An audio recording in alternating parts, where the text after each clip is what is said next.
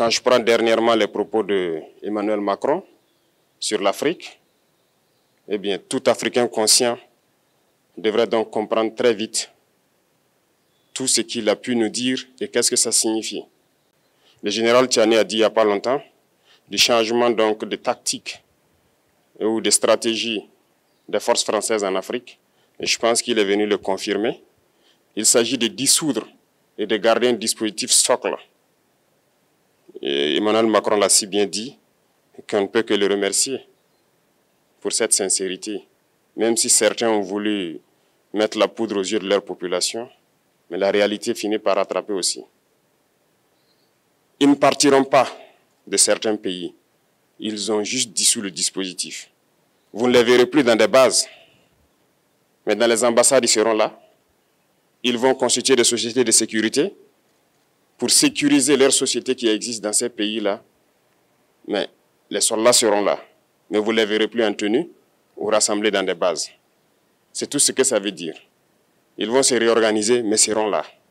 Il a parlé de politesse vis-à-vis de certains chefs d'État en leur donnant la primauté d'annoncer donc la rupture ou le départ des forces françaises. Ça nous importe peu, on peut dire. Mais tout ce que nous savons, c'est que si vous voulez une rupture avec ces forces impérialistes, c'est simple, on dénonce les accords. Tout commence par là-bas.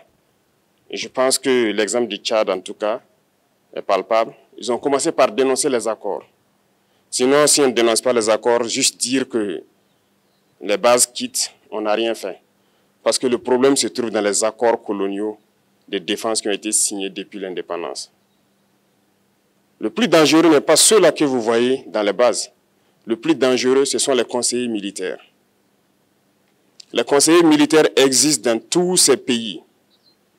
Ils ont existé au Burkina aussi jusqu'en fin 2022, jusqu'à ce que nous prenions nos responsabilités. Et qui sont ces conseillers militaires? C'est ceux-là qui sont censés mettre en pratique la politique de la France ici. Ils doivent travailler à rendre nos armées très faibles pour que la France puisse toujours avoir l'argument d'exister ici. Sous Blaise Compaoré, ils avaient réussi.